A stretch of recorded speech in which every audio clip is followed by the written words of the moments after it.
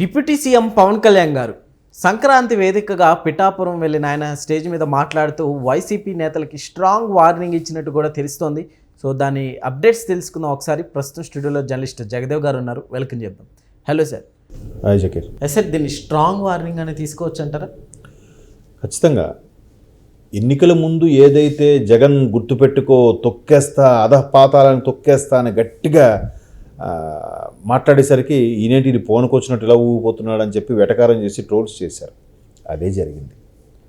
ఎలా అంటే కావాలని ఆయన సినిమా టికెట్లు ₹5 ₹10 పెట్టడం, కావాలని ఎక్కడికి వెళ్తే వైజాగ్ వైజాగ్ హోటల్లో హౌస్ అరెస్ట్ చేసి ఉంచేయడం, ఎక్కడైనా రోడ్డు మీద కనిపిస్తే అక్కడ రోడ్డుకి అక్కడ బ్లాక్ చేసేసి సార్ ఇప్పుడు మీకు పర్మిషన్ లేదండి అని చెప్పించడం. ఎన్ని చేశారు అతన్ని, అతని భార్యని, పిల్లల్ని, తల్లిని, తండ్రిని, అన్నయ్యని, అందరినీ ఎన్ని చేశారు. ఆయన అన్నిటికీ చేసుకొని మననెవడు రాపేది అనే స్లోగన్తోనే ముందుకెళ్ళాడు.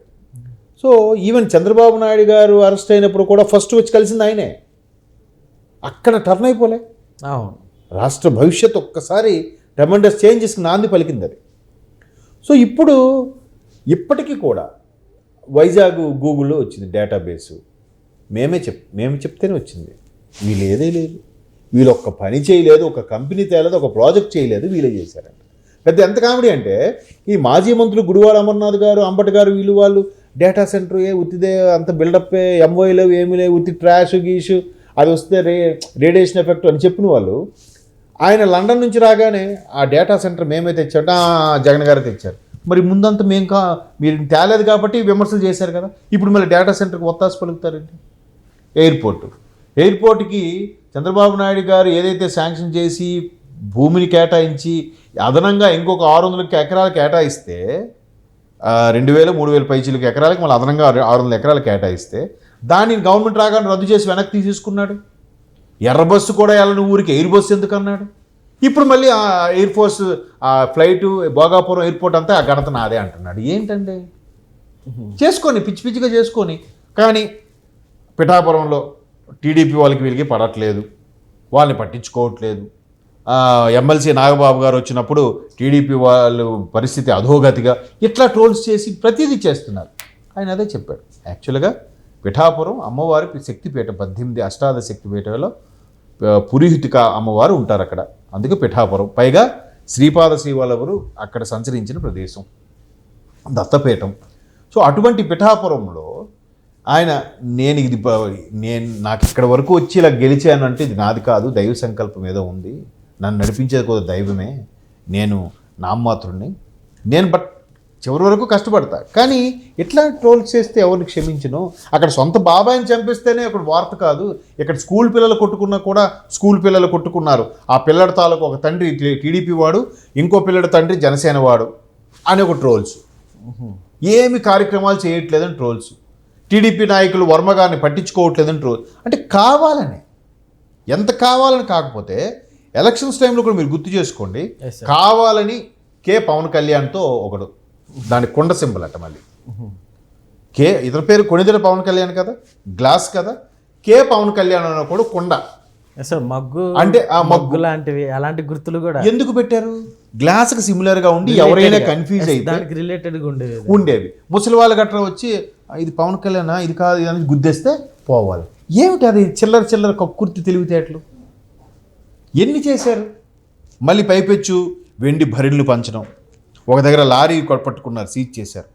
ఎంతమంది చేసినా పవన్ కళ్యాణ్ యొక్క అభిమానులు, పవన్ కళ్యాణ్ గారి యొక్క ఫాలోవర్సు స్వచ్ఛందంగా వచ్చి, విదేశాల నుంచి కూడా వచ్చి, అయ్యా పవన్ కళ్యాణ్ గారిని గెలిపించండి, ఈసారి జన్మ మరణ సమస్య, మీరు ఖచ్చితంగా కూటమి ప్రభుత్వం రాకపోతే రాష్ట్రం పరిస్థితి అధోగతే అని ఎన్ఆర్ఐలు, పవన్ కళ్యాణ్ అభిమానులు, ఆఖరికి జబర్దస్త్ లాంటి ఆర్టిస్టులు కూడా వచ్చి, ఎవరు గెటప్ సీను, సుడిగాలి లాంటి వాళ్ళు స్వచ్ఛందంగా వాళ్ళు వచ్చి పవన్ కళ్యాణ్ గారిని ఓటేయండి, పవన్ కళ్యాణ్ గారిని ఓటేయండి అని చెప్పారు. చెప్తే వీళ్ళందరూ ఫీల్ అయిపోయి, రోజా గారు లాంటి వాళ్ళు అయితే వాళ్ళంతా వాళ్ళ బతుకులంతా పేడ పురుగులు అన్నట్టు మాట్లాడారు. ఆవిడ గుర్తుందా మీకు అది?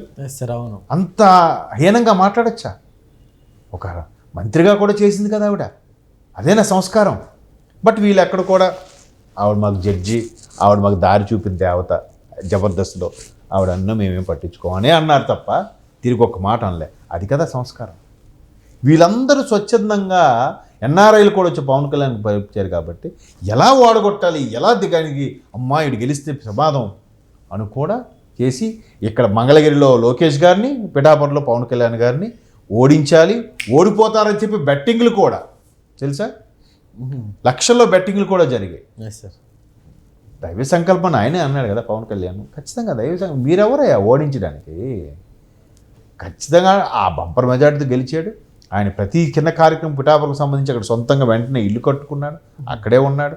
అదే అంటాను, ఇదే జగన్మోహన్ రెడ్డి గారు అమరావతి క్యాపిటల్ కాదు, నేను ఫస్ట్ ప్రతిపక్షంలో ఉన్నప్పుడు 14 నుంచి 19 మధ్యలో ప్రతిపక్షంలో ఉన్నప్పుడు అమరావతికి క్యాపిటల్ అంటే ఓకే అన్నారు. అసెంబ్లీ తీర్మానం చేసినప్పుడు యాక్సెప్ట్ చేశారు.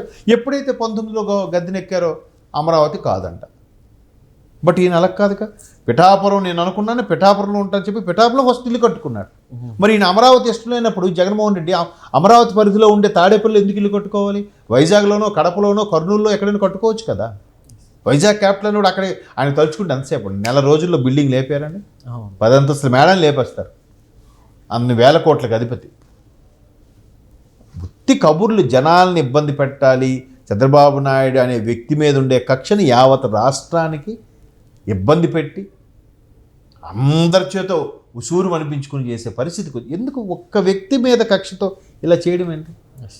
ఏం లేదు, సింపుల్గా ఆయన బిజినెస్ మీద కాన్సన్ట్రేట్ చేసిన, ఎలాగ బిజినెస్ డెవలప్ అవుతుంది, రాష్ట్రానికి ఎలా వనరులు వస్తాయని ఆలోచించినా ఈ పాటికి ఇంకోలా ఉండేది పరిస్థితి. అవకాశం ఇచ్చారు కదా ప్రజలు, ఎందుకు సద్వినియోగం చేసుకోలేకపోతున్నారు?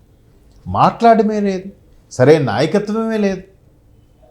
సో అలాంటి వాళ్ళకి కాబట్టి పవన్ కళ్యాణ్ బాబు ఏదైతే నేను డెసిషన్ తీసుకున్నానో ఆయన అదే డెసిషన్ తీసుకుంటాడు.